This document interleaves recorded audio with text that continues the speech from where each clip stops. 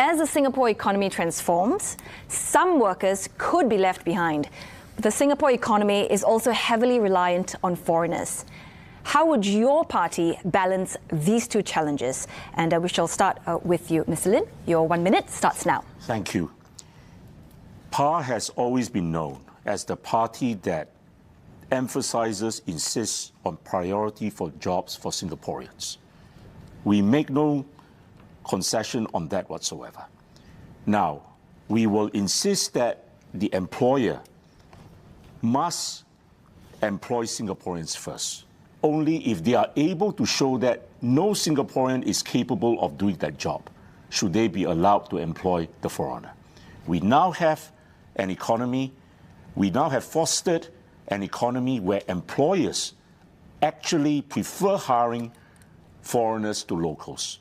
We want to stop that. We want to use our vast resources to nurture our local talent and make sure that they get the best paying jobs.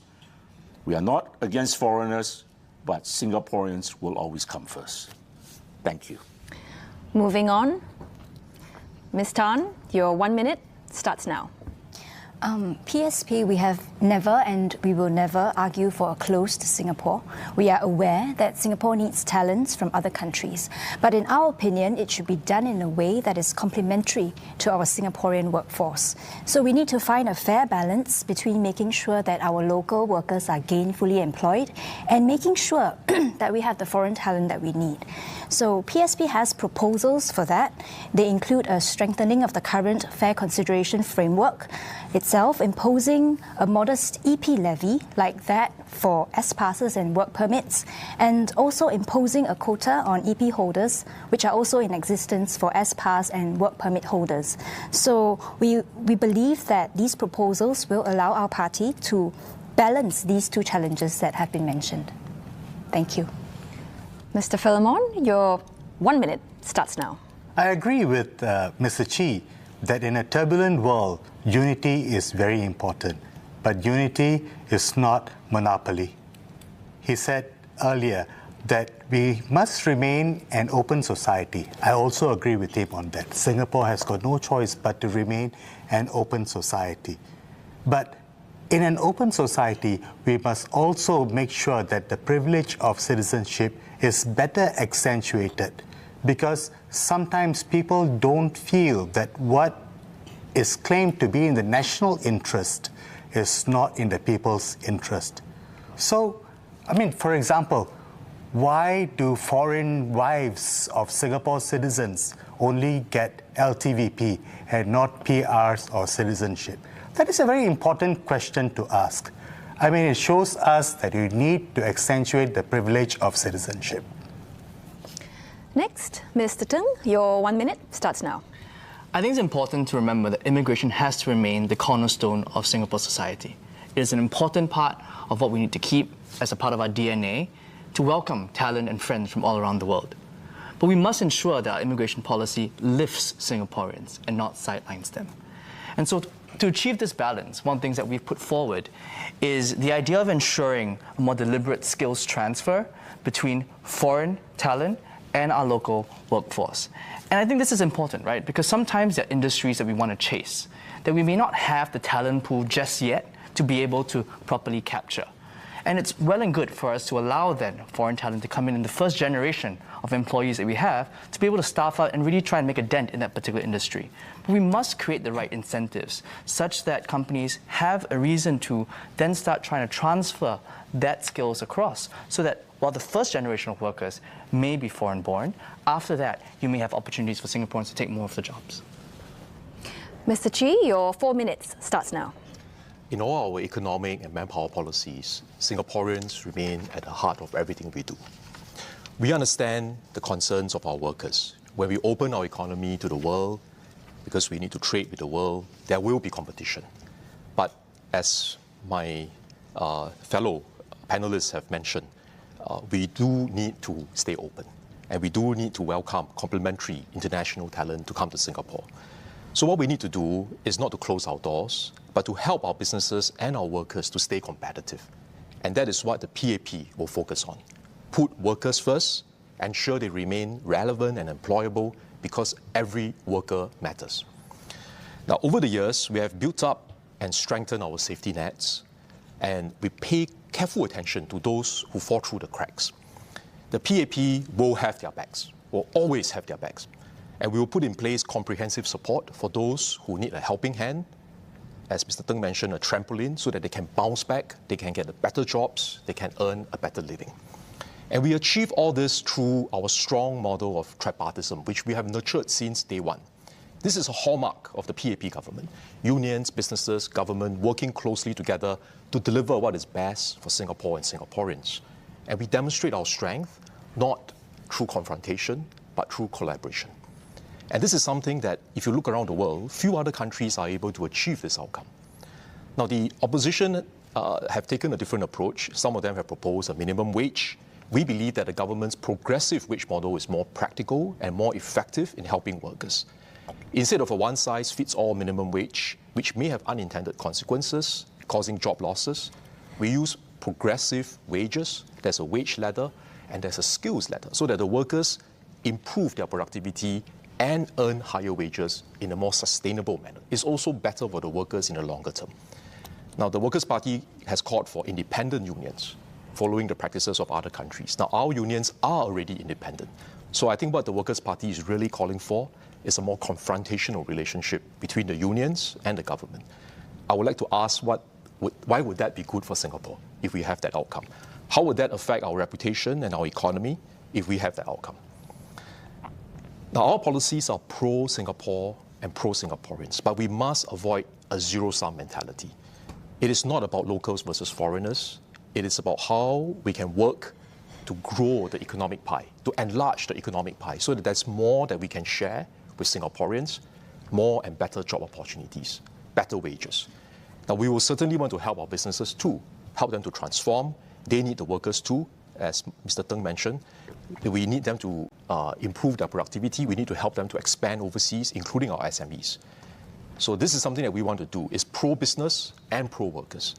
Now, in this more turbulent and uncertain world, we will need unity and stability. And we need to forge our own way forward. Not welfare, but workfare. Not one minimum wage, but multiple wage and skills ladders for different industries. And certainly not zero-sum, but looking at how we can enlarge the pie for all Singaporeans.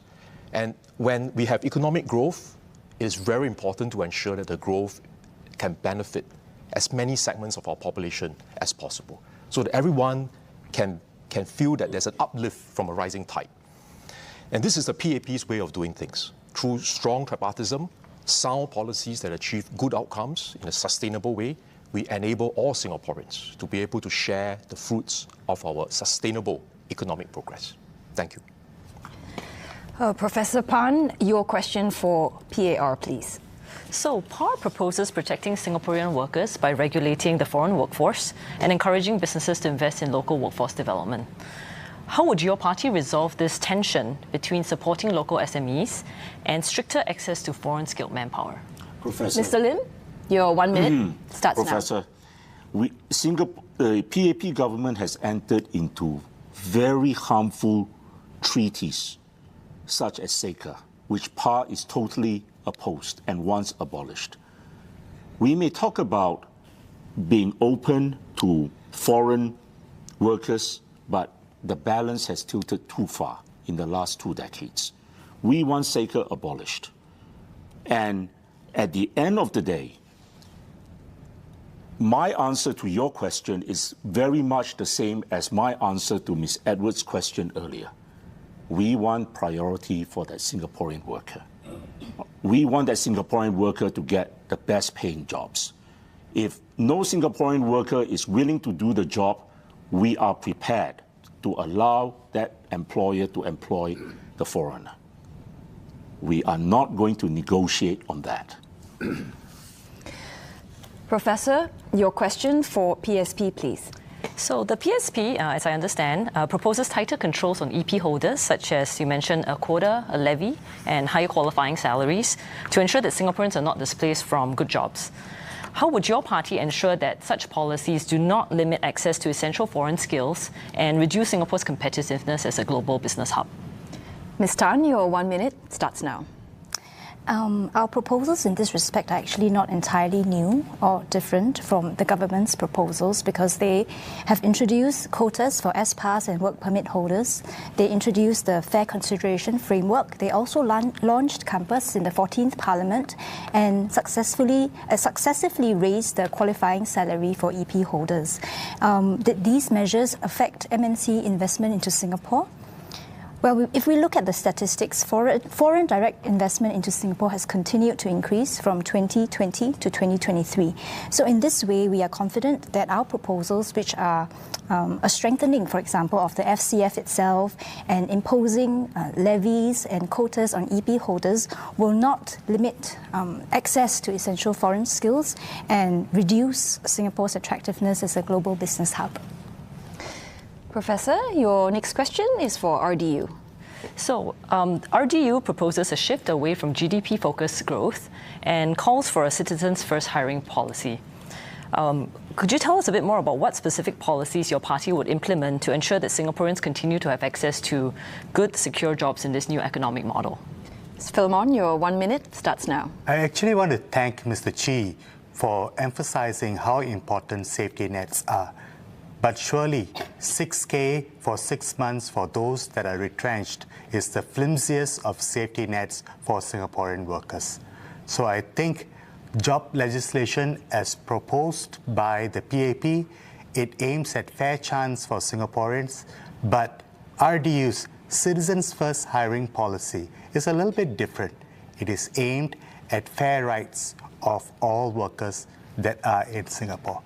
If you have to be considered against the foreigner, I have worked in the US for several years, I have worked in Canada for a bit, and I know that citizens are preferred over foreigners. And there's certain legislation in place that citizens get priority, and that's what we are emphasizing, and that is what we are calling for, and that's why RDU's proposals are different. Professor Pan, your next question goes to WP. So the Workers' Party has called for stronger emphasis on skills transfer, as you articulated just now, as a condition for work passes. So how does this actually differ from existing frameworks such as the Compass framework? And how would your party implement this policy and measure skills transfer in practice? Mr. Thng, your 1 minute starts now. Thank you. And I know there was a discussion around this, I think, in Parliament a while ago around how it's difficult to measure. I think our position is that there are concrete steps that we can take to get a better pulse on what's actually happening and actually incent companies in a different way. We have specific ideas, such as requiring companies to invest in training for potential local employees. This is measurable. We can also ensure some kind of mentorship pairing with local and foreign employees. This is, again, measurable. We know these are not perfect ways of getting at the problem or getting at what's actually going on. But we shouldn't let perfection be the enemy of the good. I think these are methods that we can get a better sense of what's going on, actually trying to incent and measure what's going on a little bit better, and allow us to then shape policy as a consequence of that. We think that's the way forward. We think that's the way in which we can actually calibrate that. Professor Pan, now your question for PAP. So, despite implementing, very sophisticated policies to really, manage the quantity and quality of immigrants, immigration in Singapore still remains a hot button issue. So, my question is, what more can the PAP do to address Singaporeans' concerns and strike this, right balance? Mr. Chee, your 4 minutes starts now. Thank you. I think Singaporeans, the key message I want to get across, Singaporeans remain at the heart of our immigration and manpower policies. We do give priority to our citizens, to locals. There are many schemes in place that are only extended to locals and not to foreigners, whether it's on training, whether it's on supporting them when they lose their jobs, the safety nets. We design our manpower policies with Singaporeans at the heart of these policies. But at the same time, we also need to understand, as many of my panelists have acknowledged, that we do need immigration and we do need foreigners to come in to complement our local workforce. So the key is not to close our economy and to protect the jobs and cause economic disruption, because that in the end will cause Singapore's businesses to lose competitiveness, and they may then move elsewhere. And then we lose the jobs, not just for the foreigners, but also for the local workers. So that is what we must avoid. Ms. Tan mentioned earlier that the PAP has done many good schemes to help workers, and I thank her for that, for acknowledging that.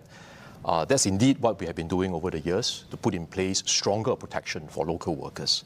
But there is one difference between what we have done and what the PSP is proposing, in that when we come up with these policies, we have very close consultation with our tripartite partners. That's why tripartism is very important, because we are able to discuss with employers, with unions. So when we move on these policies, we know where the right balancing point is, where the right calibration is, so that you don't go overboard. You are still able to offer the protection, and yet at the same time don't lose competitiveness. And this is a hallmark of the PAP government. It is important for us to protect our workers against discrimination, to put safeguards in place, and importantly, in this fast-changing world, to help Singaporeans to reskill and upskill so that they can stay employable. Lifelong learning for lifelong employability. Now, we can't preserve all jobs. That's not possible, but we must protect all Singaporeans. So the PAP government has implemented many schemes over the years, and this is an area where, if necessary, we will continue to do so. But we do not want to do it in a manner which would then erode our competitiveness, because that is not in the interest of Singapore and Singaporeans. Now, we also want to make sure we empower Singaporeans to develop their fullest potential by reskilling and upskilling. And the best way to do this is to invest in their skills. It's not just through Skills Future, that's just one of the schemes. We also have many other, for example, career conversion program, overseas market immersion programs, skills transfer frameworks, which may coincide with what Mr. Thng spoke about as well. And over the past decade, if you look at the number of EP and S-Pass holders, this increased by 38,000. But if you look at how many resident PMET jobs have been added to our economy, it was 382,000, more than 10 times larger than the number of increase in EP and S-Pass holders. So this is a clear demonstration that when we adopt this approach, grow the pie, actually we benefit our people even more. Now, I think it's important for us to also take a look at, in this current time, when we are in more turbulent, uncertain environment, what signals are we sending to the rest of the world? If we want to tap on all these new opportunities that may open up, what signals are we sending to the world? Is Singapore still welcoming to foreign investments, to foreign talent? Are we still welcoming to integrate new immigrants, yet at the same time offering the safeguards and protection for our people? I think those are important questions that we have to ask ourselves. Thank you. Okay. Now, before we go for a short break, in response to my question earlier, Mr. Philemon said foreign wives of Singapore citizens only get LTVP and not PRs or citizenship. Well, actually, LTVP is not a prerequisite for PR or Singapore citizenship.